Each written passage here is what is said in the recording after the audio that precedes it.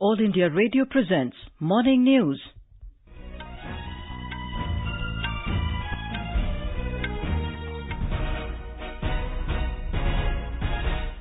Good morning, I'm Anuja Kumar. The headlines. Prime Minister Narendra Modi and Russian President Vladimir Putin to hold annual bilateral summit in New Delhi today. Several BJP-ruled states announced 2 rupees 50 paise cut in petrol and diesel prices in addition to centre's steep reduction in fuel prices. 21 member countries of Indian Ocean Rim Association adopt Delhi Declaration on Renewable Energy. Indian International Science Festival begins today in Lucknow. Indian men beat Holland while women defeat Peru at Chess Olympiad in Georgia.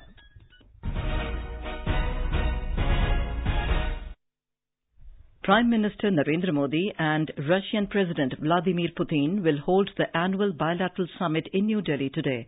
The two leaders are expected to review bilateral ties, including defense cooperation, during the 19th India-Russia bilateral summit.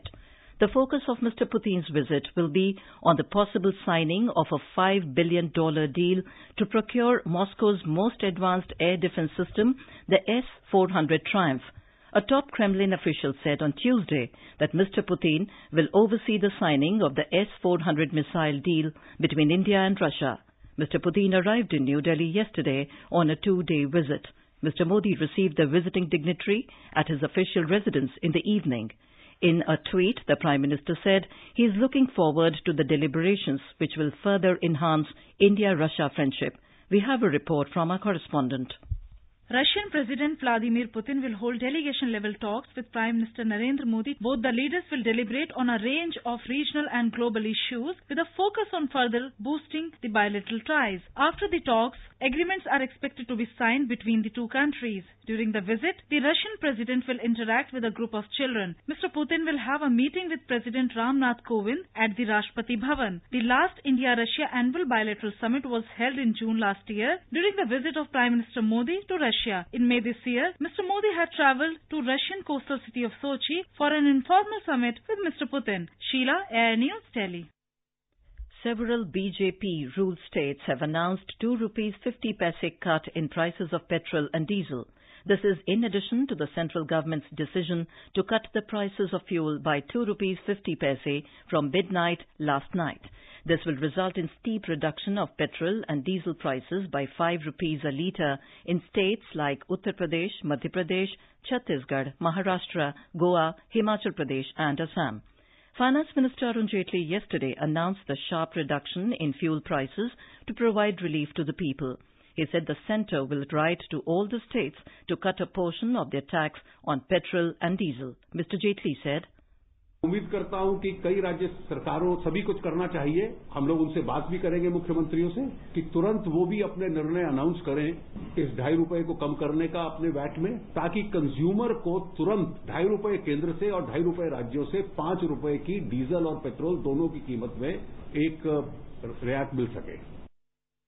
BJP President Amit Shah said that he has requested the chief ministers of all BJP-ruled states to reduce tax on fuels. Union Minister Nitin Gadkari has called for the use of alternative fuels like ethanol, methanol and biodiesel. Addressing the India Chem 2018 exhibition-cum-conference in Mumbai, Mr. Gadkari said ethanol is the future and the government has decided to increase its production. Stressing the need for reducing crude imports that is causing an economic crisis, Mr. Gadkari said India's petrochemical sector holds huge potential and crude imports needs to be substituted with pollution-free, cost-effective and indigenous fuels. The Reserve Bank of India will announce its bi-monthly monetary policy review today. Here is a report from our correspondent. In order to combat inflationary pressure amid concerns over weakening rupee, surging oil prices, and market instability sparked by a major non-bank finance firm's default, experts are predicting a 25 basis point hike in repo rate for the third time in a row. Rising U.S. interest rates, capital outflows from emerging markets, and India's weakening balance of payments and current account deficit are also expected to make the central bank act. Experts believe that a rate hike should make domestic yields on debt more attractive for foreign investors investors and contain inflationary pressures from high crude prices and weak rupee, as well as provide assurance about durable liquidity. Kriti Jain, AIR News, Mumbai.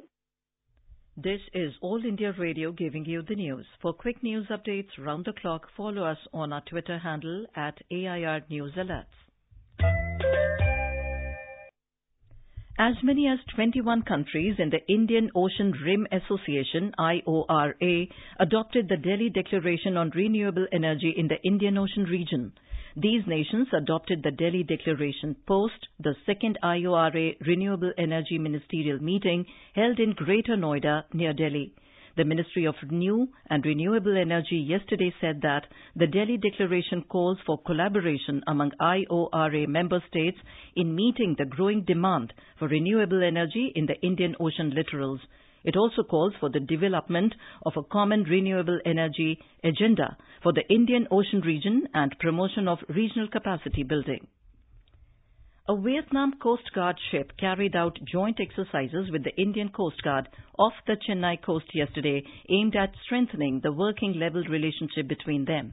An official release said the Coast Guard ships Shaurya, Arnavesh and interceptor boat C-431 along with a Dornier aircraft and Chetak helicopter participated in the joint exercise Sahyog HOP-TAC 2018. The exercise was aimed at acquainting the coast guards of the two countries with each other's capabilities and strengthening the working level relationship to rescue lives at sea. In Chhattisgarh, 7 Maoists, including a female rebel, surrendered in Bijapur district of Bastar division. They yesterday surrendered before Inspector General of Police Bastar Range, Vivekanand Sinha. Police officials said that the surrendered ultras will be provided necessary assistance as per the rehabilitation policy of the state government. A 4-day India International Science Festival 2018 will start in Lucknow today. President Ramnath Kovind will formally inaugurate the festival on Saturday. Addressing media persons in Lucknow, Union Science and Technology Minister Dr. Harshvardhan said about 10,000 scientists and experts, including science teachers and students, will participate in the event. Our correspondent reports that the theme of this year's festival is Science for Transformation. The main function of the festival will be held at Indira Gandhi Pratishthan. There will be different sessions for foreign scientists, NRI scientists, women scientists and entrepreneurs, science teachers and science students. Several sessions will be held for students in the Vigyan Gaon, where students will learn principles of science in easier way. All arrangements have been made to attract people in the mega event. MS Yadav, AIR News, Lucknow. A conclave of Himalayan states on the theme Well-being of the Next Generation of the Himalayan People is being held at Shimla in Himachal Pradesh today. Union Ministers Radha Mohan Singh and Kiran Rijiju will attend the conclave. Chief Ministers, Agriculture Ministers, parliamentarians and senior officials of the Himalayan state are also expected to participate in the conclave.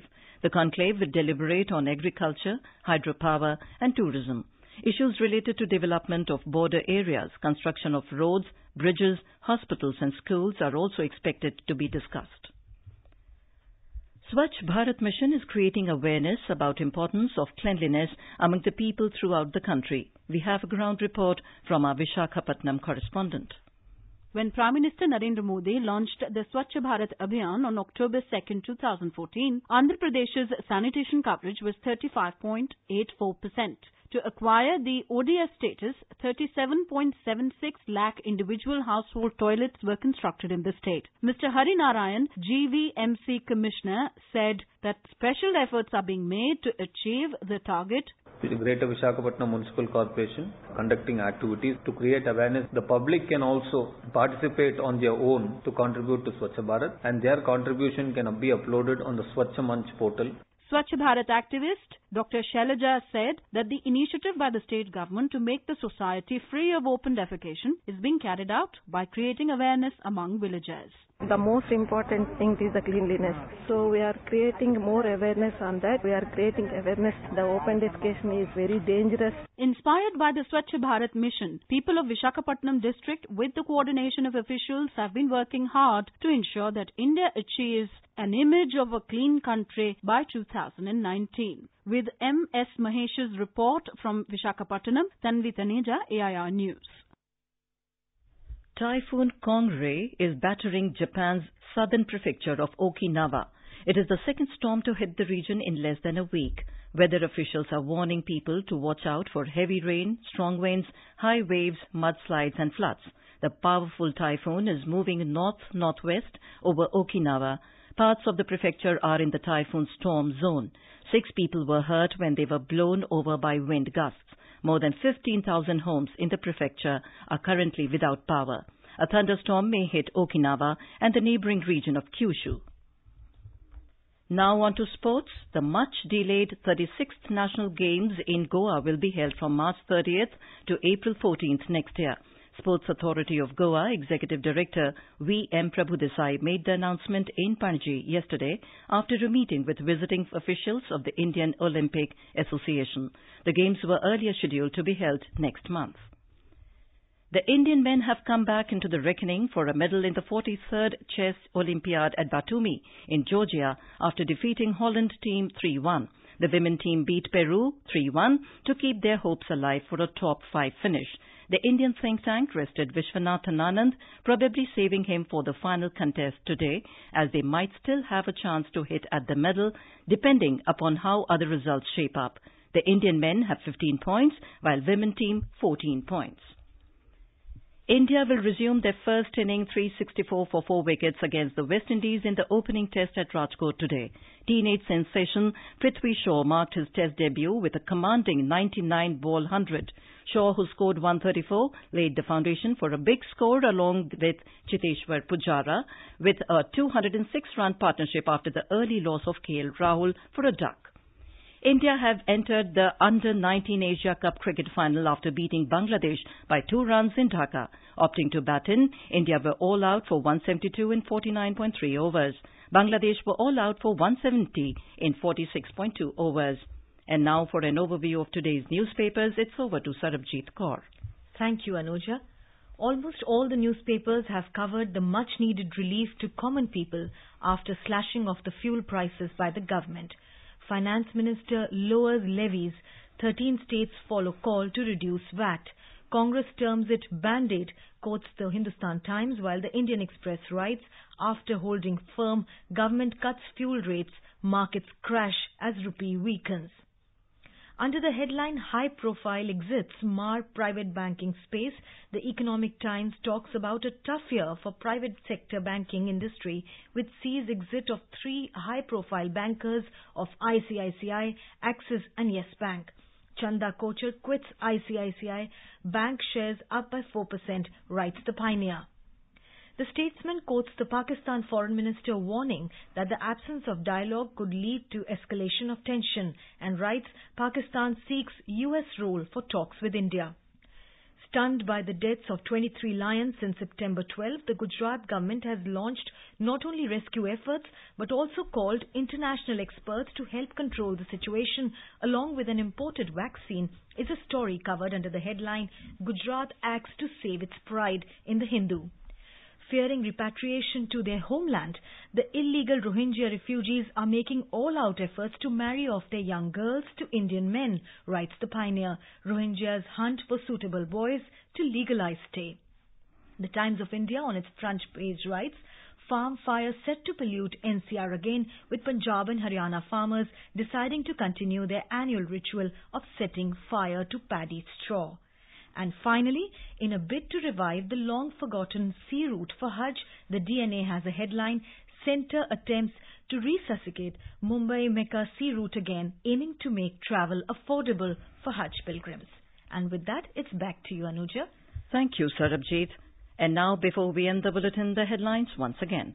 Prime Minister Narendra Modi and Russian President Vladimir Putin to hold annual bilateral summit in New Delhi today. Several BJP-ruled states announced 2 rupees 50 paise cut in petrol and diesel prices in addition to centre's steep reduction in fuel prices. 21 member countries of Indian Ocean Rim Association adopt Delhi Declaration on renewable energy. Indian International Science Festival begins today in Lucknow. Indian men beat Holland while women defeat Peru at Chess Olympiad in Georgia. And with that, we end the morning news. Have a nice day.